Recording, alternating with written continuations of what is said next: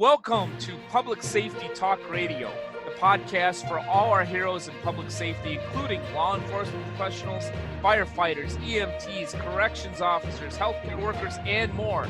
This show is produced by the POCUA and is founded upon its Soundness initiative. This episode is also sponsored by the POCUA, a consortium of financial institutions serving law enforcement as well as other first responders and public safety professionals. Always remember, if you aren't banking with a POCUA credit union, you're just working with an institution that just so happens to serve public safety professionals, and you deserve better.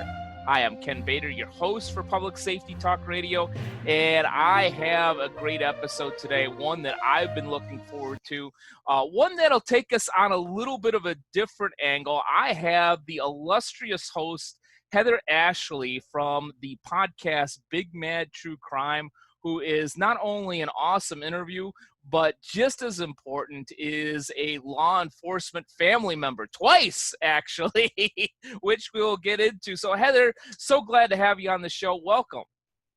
Thank you. I'm excited. You sound very excited, especially for a Monday morning. Mondays are my busy days. Tell me about it. So, as I mentioned in our little intro, you grew up in a law enforcement family, and I just found out that your father has been in law enforcement for over 3 decades. So again, thank him for his service. What was it like growing up in a law enforcement family and in that environment? For me, it was normal. It was cool, but it was normal. As somebody who was married to a cop and you have all these worries for your children, being a child that grew up in a law enforcement family, I don't have any of those memories of shift work being weird or us being scared for our safety. I was the girl who had the cool dad on career day, and I got to ride in a police car, and I got to hang out with cops and eat candy at the police station. I got told all these really cool stories all the time. And so for me, it was really awesome. You think about, what would it be like to be the kid of a cop? And you think like, oh, they're never going to see their dad or mom, or, they're not going to be there for holidays. But I just don't remember any of that being an issue. Yeah, I hear that from a lot of folks that come from law enforcement families, that the different shifts and missing holidays and so forth. It was nice that you didn't have that. You just had the cool stories. That's all I remember.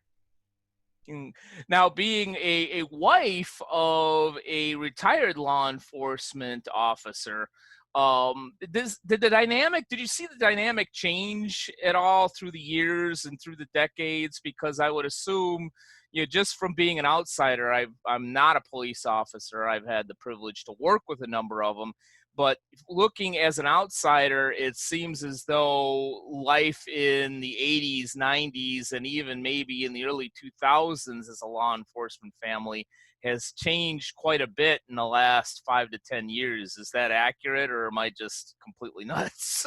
There are definitely a lot more rules. And, I think my perspectives are totally different. Being the child of a police officer and being the wife of a police officer are totally different ends of the spectrum. So I don't know that, I have the best idea of, whether it changed, but I know when my role changed, everything was different. Yeah. So, being a child of a police officer is, simple and exciting and so cool and fast paced. And you have these crazy stories all the time. There's always something to talk about. And then being the wife of a police officer, you're worried, or you're listening to the radio traffic instead of a podcast, or you're getting news notifications before your husband can call you, and you're trying to get in touch with them. And so it's a different aspect, and there's definitely more worry and concern being the wife of a police officer than being the child of a police officer. Yeah, that's an interesting point. I never really thought about the difference in that. one of the other things that I hear from a lot of people in law enforcement and their families is is that every social function seems to be surrounded by police officers. It's like, hey, we're going to the picnic today, and it's all of mom or dad's coworkers and their families. Hey, we're going to a party today, and it's all fellow cops and their friends. Yeah, is that how you grew up? Coupled with is that becoming more of a reality now with some of the unfortunate, what I'll say, anti-police sentiment that we have out there? So, there is this family that comes with being a police officer. You work in the same shift. So it's harder to have friends that have normal 9 to 5s because you can't socialize on their time. They kind of have to socialize on yours. So by default, Yeah. you wind up hanging out with people who have the same shift as your spouse or you. And I mean, it is almost always cops. And then I tell people that no one learned my name until my husband left the department. And until then, I was just her husband's a cop. That was how I was introduced. Oh, come meet her. Her husband's a cop. And it was like, oh, I feel like I'm pretty cool too. Well, that's fine.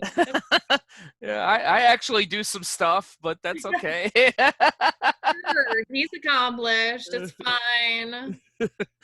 you find yourself going, yeah, I'm Heather. I'm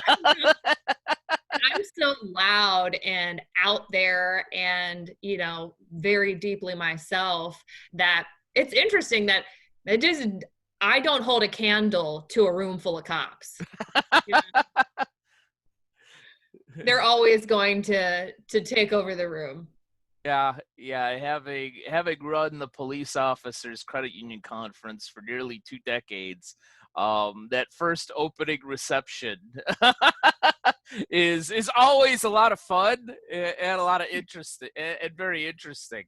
You kind of tell, who is working just specifically for the credit union and who is a retired police officer by where they stand in conjunction to the wall and, and the doors. Everyone facing the door was once law enforcement. I had one where I want to say that at least two of the walls were all glass. And I remember thinking, walking into the reception beforehand to set up, it's like, all right, this is gonna be rough because we got window, door, Yeah. window. Yeah. Anyhow, Points of entry. yes. Anyhow, be that as it may, let's actually talk about Heather. Is to all the audience, I truly and very highly recommend that you grab a copy of Podcast Magazine for September, because we were able to do a great feature on Heather's podcast, Big Mad True Crime, which is a very, very solid show. And in that particular interview for that article, you mentioned, and this is the number one thing that stuck with me, is, I didn't grow up with fairy tales. You didn't grow up, my words, in this Pollyannish type of existence. You didn't grow up with stories about princesses and peas. You grew up with stories from your father on the police force. I have to ask, was that the primary motivation for you to start Big Mad True Crime? I think my whole life kind of led up to this. For normal people, they watch Disney movies, and of course I did too. But, I wasn't being read bedtime stories about Mother Goose or anything. My dad was telling me about the calls he went on that day, like how he chased somebody through the park or how his partner fell into the lake, and how he busted somebody for drugs and how he surprised them. And then as I got older, the stories got a little darker. He definitely edited them for my age. And now that I'm an adult, I wish he would stop sometimes. But because that was my normal, instead of past assault, it was like, did you hear about the homicide? And so my interest became crime very early on, and just my dad talking about interview tactics and arrests he's made and all this stuff. So my way of thinking was always super analytical, and God bless my husband, because I remember everything and I'm putting 2 and 3 and 7 together. I'm cross-referencing, and I'm just, everything I look at, I'm like, okay, well, let's see, is this true? And the more I got into it, I would watch Investigation Discovery and all those documentaries. And I would always, as I got older, I started to research the cases more. I would see a case that I got really into on TV and I'd want to research it more. And I'd realize there's so much more about this case that isn't on TV. And so I started posting about them on Instagram and like stories, and it caught on. And I don't do it for any other reason other than I felt like doing it, and it caught on, and people were like, you should do the podcast. And I was researching the Chris Watts case, which is almost 2,000 pages of discovery. And as I was reading that, I was like, holy crap, this case is so widely covered, but so mildly covered. There's just so much more. And so I think the driving force was just being into this crime stuff that's everywhere, and then realizing there's so much more to these people's stories that I feel like people need to know. And maybe it's because I felt like I needed to know this. I had a million aha moments, and I just wanted to share these aha moments with people. So yeah, people were into it, and I was like, all right, let's do this podcast. And I just started with Chris Watts, and people started sending me requests, and now I have over 600 case requests, and don't plan on stopping anytime soon. And if you got 600 case requests, some of those cases are like 5,000 pages. That could be like 8 episodes in and of itself. So you're good to go until about 2030 here, even if there wasn't any new crime in the next decade. I did a case where I couldn't find anything online, but the victim's brother's fiance was just really a warrior for this girl trying to get justice. And it wound up being a 4-part case because she had so much information she could give me. She had so many documents. So even these tiny cases that seem like there's not much to them, there's always so much more. It's like an iceberg where like, oh, that looks like it might hurt my ship. And then like underneath it, it's like the whole earth. There's just so much more that is to all of these cases if you can just dig deep enough. And the better your reputation gets, more people are trusting to send you their case files. Now a word from our sponsor, the Police Officers Credit Union Association. The POCUA can suggest a credit union that serves public safety professionals in practically every state in the country. One state we definitely have covered is Tennessee. Knoxville Law Enforcement Federal Credit Union serves all first responders in Knox County, Tennessee. The credit union has been proud to be serving members for over 60 years and invite you to see if you're eligible to join their family. For more information about Knoxville Law Enforcement FCU, go to klefcu.com or call 865-522-3900. To find an institution to serve you outside of Knox County, Tennessee, or in any of the other 49 states, go to policecreditunions.com. And always remember, if you aren't banking with a POCUA credit union, you're just working with an institution that just so happens to serve public safety professionals, and you deserve better.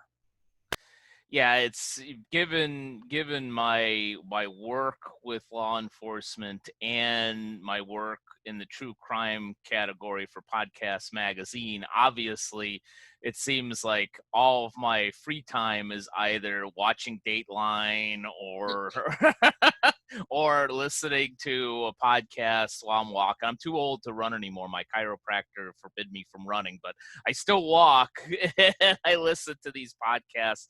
And it's interesting, in fact, and I used to watch Snapped, but Snapped is like so easy. It's like, you know who killed the person like 5 seconds in. It's like, this isn't even fun. This criminal was so stupid. I want to watch Dateline where somebody was like really, really clever. Like they were smart enough to leave their cell phone at home and not get pinged at the crime scene. All right, now that's clever. but somebody would actually say that's also premeditation too. That's really good when you're working on the prosecution. You turned your phone off for 2 hours while Heather Saccone was dying in a stranger's driveway. Tell me why, for the first time in your life, your phone was off, buddy. Yeah, yeah, we found your phone with the battery out, and but, but in listening and watching a lot of this true crime, one of the things that I found, and there was a case not too long ago, I can't remember what it was. If we really needed to, I can go back to Dateline and I can find out what it was. But it was interesting because they kind of hit a brick wall, and they took the one detective off the case and put a completely new detective on it that was unfamiliar with it, that had to go from scratch, and much like you and your Chris Watts, had to read every page, had to look at every video, and had to look at it, but look at it with new eyes and a new mind. And I think that, in business, I definitely agree with that in terms of trying to solve problems. That's got to be true in law enforcement as well, is getting a new set of eyes on an old case. And that's why I think podcasts are so great, because, you have these people who will throw shade and be like, all these armchair detectives and blah, blah, blah. But what you have is, there are people who are police officers and there are people who are not. I've had plenty of departments be like, we have an academy starting, you should sign up. And like, in no way am I ever going to be a cop. But there are people who they're born good at things that have to do with law enforcement. Like, my sister's an artist and she was born seeing light differently. And that's why she's good at what she does. So there are people who would be fantastic police officers, detectives, whatever, that just choose not to be. And you have these people who are still interested in crime and they want to be involved, but that's not a career path they want, especially in our times. So podcasts give this voice to these cases that are unsolved, that people can listen to it and look at the documents, look at what's presented, and you have 15,000 new eyes on this case in 1 week. Yeah. And that's fantastic. And I mean, there are great websites like Web Sleuths where it's just a bunch of people who really love deep diving into crime, where they all work together and try to make sense of something. And I think it's a great asset to law enforcement in general that you have all these people working for you for free. Mm-hmm. Yeah. And some departments, when you call and you're like, hey, I have a true crime podcast, it's like, okay. And then other departments are like, oh my gosh, thank you for sending this to me. I'm so excited. And I've gotten a lot of tips for cases because people don't want to go to law enforcement, and I'm fine with their anonymity. Mm-hmm. And I'll submit the tip to law enforcement, or I'll work with the family or whatever, vet it, look into it, submit it. And because of that, you get new leads. And so, people want to be involved in the case. They want to be involved in the podcast. When you allow them to do that, people start talking. Yeah. And it's been amazing to see, especially with the Egypt Covington case, how many people have reached out to me and been like, hey, I heard the gunshot too. Hey, you might want to look into this guy. Hey, somebody was drunk and they said this. And it's phenomenal. And I feel like, the times changing comes with a lot of stress, and technology can be a real asshole.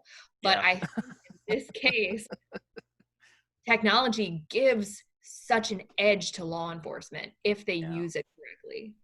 Yeah.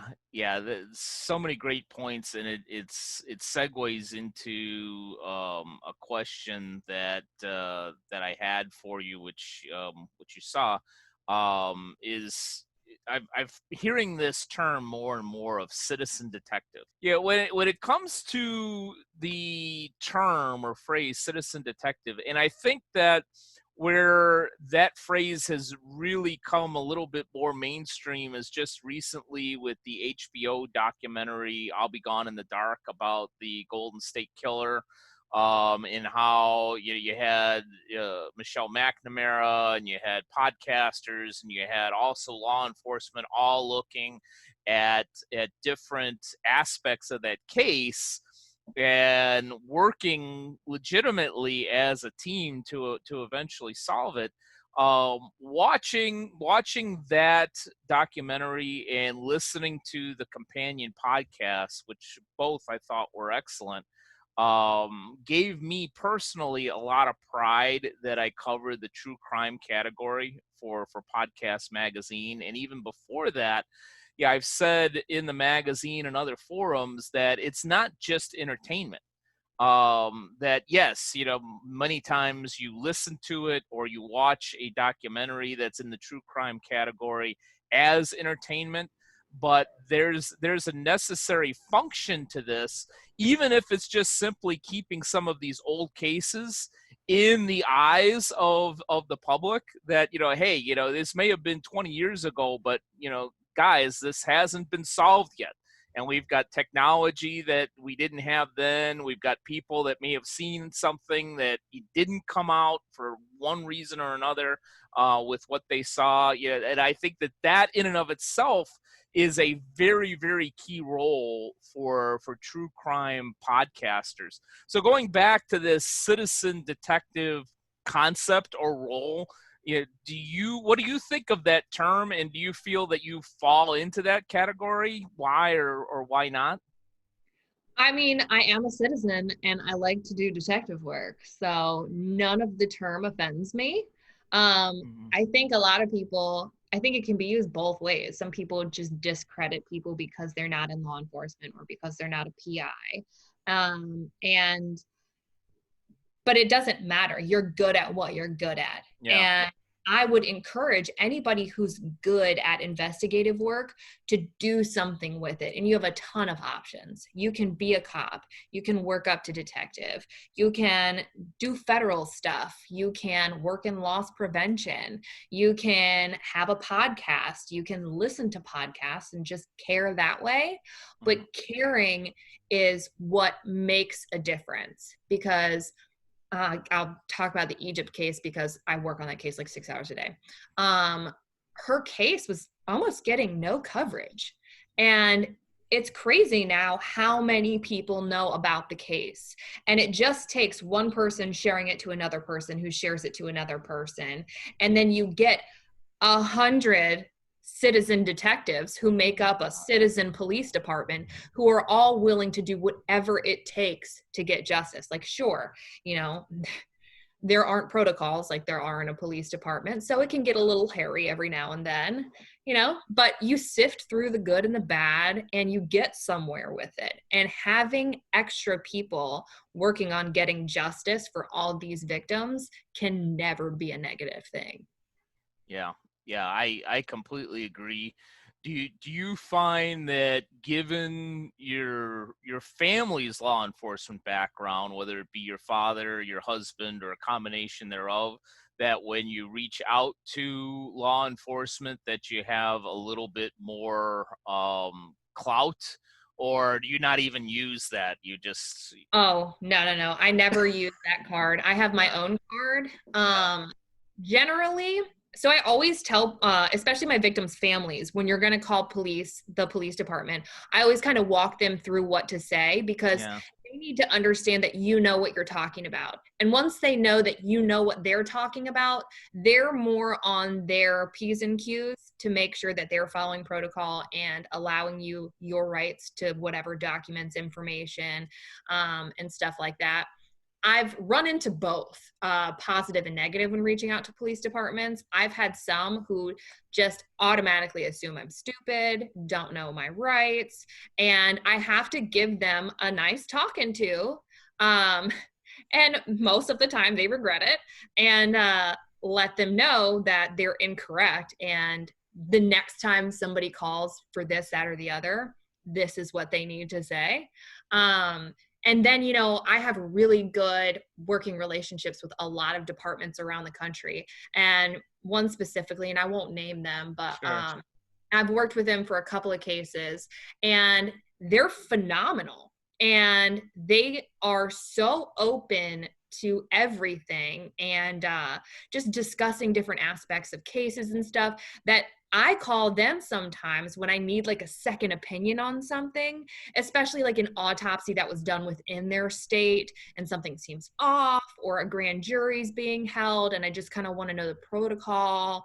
And so there are departments that I can still call today about cases that don't even involve them, that they're willing to be like, yeah, let's talk about it. And then sometimes you get people who are like, oh, well, I'm not answering that question. That didn't happen. And I'm like, I'm literally looking at the case report, buddy. Just pull out the file. And like, I'm looking at her autopsy. I'm not making this up. What would that get me? And there have been some times where I'm like, look, you either have to admit that you're a weenie or you have to admit that you're a liar. And if you admit that you're a liar, you can fix it. Yeah. And you know, I never get to that point unless somebody talks down to me as if they're above me or I'm stupid, because I have done all my research before I ever call anybody. Yeah. And I had one officer, and a bunch of this department have like been in jail for their poor police work. So this is no shade to normal departments. Right. To real police officers. Poorly run, very small department. And he was like, you know, I have to go. I'm getting another call. I'm like, dude, your call logs are public information and are updated per call. You get like 3 a day, and the last one was like 4 hours ago, and it was a traffic stop in front of an apartment complex. You have to make up better lies if you want to get off the phone. Just be like, you know what? I'm intimidated. I'm not answering these questions. I don't know what I'm talking about. I got to go. As I would respect that. You just confirmed to me you're a liar. Here's hoping that I'm never on the wrong side of a conversation with you. Oh my gosh, my listeners call it going full Heather. And it's only reserved for people that are worth going full Heather. Most people aren't important enough to go full Heather. But if you're impeding an investigation, then I'll go full Heather. Well, yeah. As you were speaking, and I was trying not to laugh out loud just simply because of the recording, but I've obviously found it immensely entertaining. But I was thinking also, obviously I don't have the background with law enforcement that you and your family have. But I've found that 80 to 90% of people in law enforcement that I've come across are very good-hearted. They want to do the right thing. They're very sharp. If they're not very sharp, they're not doing things intentionally wrong. I think that's fair. But every once in a while, you come across one, just like, society, there are bad nurses, there are bad teachers, there are bad cops, unfortunately. Yeah, you just come across one. It's like, oh, really? And I was actually listening to a case from a podcast that I'm going to cover in a few different in a couple of issues ahead of Podcast Magazine. And I won't mention, like you, this isn't the purpose isn't to disparage a police department, but just to give an example. Mm-hmm. But it's a state police force, and they completely bungled a case. And you've got a podcaster, you've got another individual that isn't in law enforcement but is researching the case, and they have another perspective, and they talk to the state police, and they're like, well, we're not going to talk to a civilian. We don't need, and then they got ticked, and they offered to have them work with a group of law enforcement from Quantico. And they're like, yeah, we're aware of them. And it's like, really, especially in this time where all law enforcement should be hanging together with their brothers and sisters, and especially those civilians that support you and want to be a part of what you're doing and make sure that not only cases are solved, but that you're coming home from your shift in one piece to your family. You're going to alienate those people, really? At least that's what I think. Mm-hmm. And so I come from a place where people request cases. So just like police officers are responding to people's worst days all day long, I'm getting requests for cases that people don't feel right about. And so I'm going to run into that WTF moment with the police Yeah. department more frequently than other people are. But, I've also done cases where I'm blown away that like the National Guard was called in by this podunk police department because they knew they didn't have the resources and they called for help immediately. 3 hours later, there's helicopters in the air. And I'm just blown away at how badly these people just want justice. They just want answers. And that's what police work should be. It's just working together to get to the bottom of this, to get justice for the victim and to keep the rest of the community safe. And it doesn't matter if it's your department or you called for state police's help or you had to use federal testing, whatever, do whatever you have to do to get the job done. I mean, you're all part of the same team. Yeah, exactly. And, I find, at least from my limited exposure, is that some of these cases that either don't get solved the way they should or are clunky in the way that they're handled is more a reflection on the lack of resources that law enforcement may have than the abilities of the people actually working the case. At least that's been my perspective. I don't know if that's yours as well. I've seen a lot of it boil down to poor scene work. Because if poor scene work is done, your whole prosecution is just crapped on. And so, in the academy, just really training those patrol officers will make such a huge difference when it comes to the prosecution. I would say that probably the biggest stumbling block is probably pride when it comes to investigators. And, not wanting to feel like they need help or not wanting to be embarrassed. And, I've seen amazing officers offer to take a case and be like, hey, why don't you let me look at it? And then be told like, no, don't touch it. Don't look at it. It's mine. Or not call in state police and stuff. And it's just like, ugh, why are you doing this? None of this is about you. Yeah. And that's not to say that that's the norm. Right. That's just when talking about when it goes south, that's usually where I see it go south.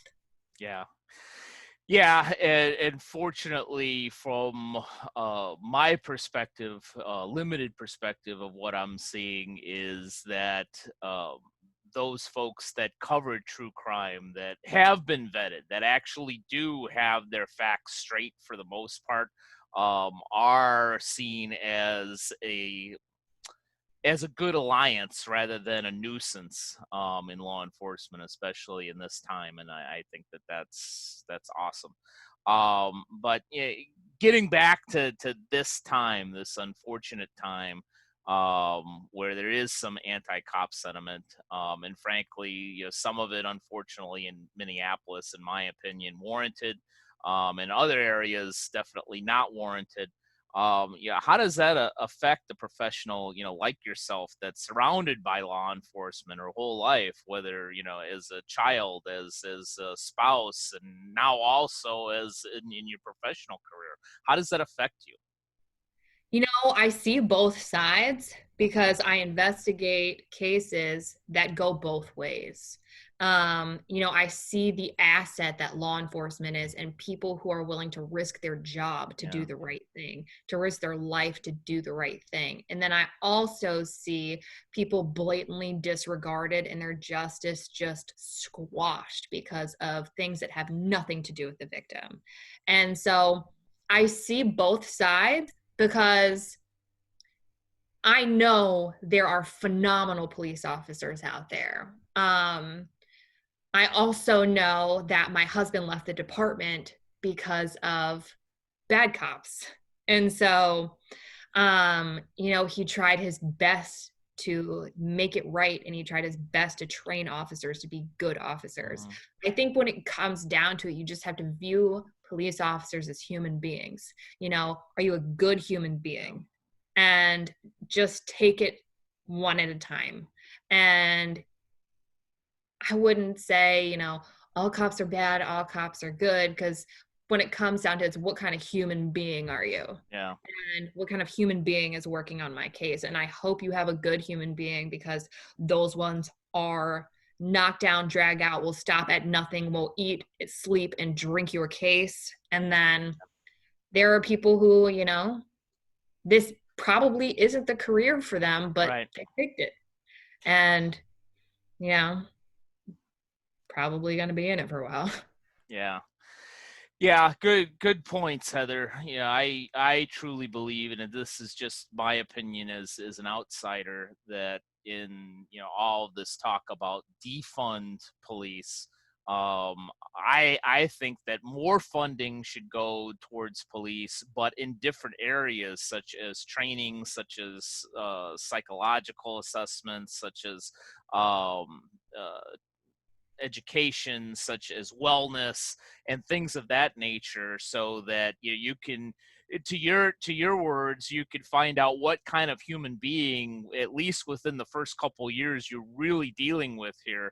And especially for those good people with character that may have a skill issue or a psychological issue, let's have the resources to help that individual, so that we don't have a situation out on the street. It's just a conversation and help within the department.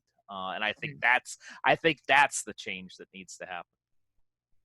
Yeah. I've always thought, police university would be a good idea. Yeah.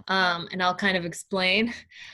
If every state had police university and it was funded and regulated across the board, so every county would have the same regulations. So you're not wondering if it's okay to chokehold here, but it's not okay to Right. chokehold here.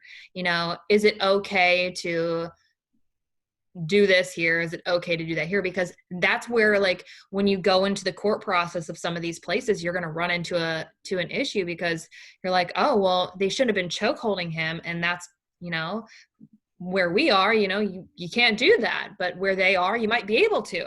And so you go into court and you're like, well, why did they do that? That's against the law, or that's against protocol, or their training. But you have to look at their training. You have to look through their training, packets and everything, and figure out what they were trained on, because you don't know, because it's different for every department. But if it wasn't different for every department, it would be a lot easier to say, yes, this was correct. No, this was not correct. It wouldn't be this like million shades of gray where people are upset. Everybody could kind of have the same yardstick of judging the actions. Yeah. Yeah, and every incident is different too. There's a big difference from somebody being handcuffed and incapacitated on the ground and you're doing something to somebody's neck, and somebody who is not incapacitated, is very strong, and is going for an officer's weapon. That officer has a right to go home to his family or her family. Yeah. And bluntly, if a chokehold is going to save his or her life from a criminal, so be it. Anyhow, be that as it may, before I end up going down one of my infamous rabbit holes on my shows, I know you have a lot of crimes to cover. So I really appreciate you taking a lot of time with me this morning, having a great conversation. And the last question that I have for you is for those folks out there that would love to sample Big Mad True Crime, how best can they find your show? Well, if you have an iPhone, the easiest way is Apple Podcasts. Most other people use Spotify. It's on Stitcher, iHeartRadio. Really, if you just Google Big Mad True Crime, it's gonna pop up, and you can You're gonna listen find it. however you want. What if you're on Breaker? I don't even know what that is. I believe it's one of the smaller podcast platforms out there. But yes, I personally use Stitcher, and I have no problem finding Big Mad True Crime because I do not have an iPhone. I am a Samsung guy. No. Samsung, I need a royalty for mentioning you on my podcast. But Heather, thank you so much. I really appreciate the time you took today. Yeah, I'm glad to be here. Awesome. Awesome. And thank you to all of you that have either watched or listened to this episode of Public Safety Talk Radio. And we will be back with you in about a week with another awesome guest. Take care. Public Safety Talk Radio is produced by the POCUA. POCUA is a consortium of financial institutions serving law enforcement as well as other first responders and public safety professionals. To learn more about our association and to find one of our credit unions or service providers near you, go to www.policecreditunions.com. And always remember, if you aren't working with one of our POCUA credit unions, you're just banking with an institution that just so happens to serve first responders. As a public safety professional, you and your family deserve better. Find a POCUA credit union today.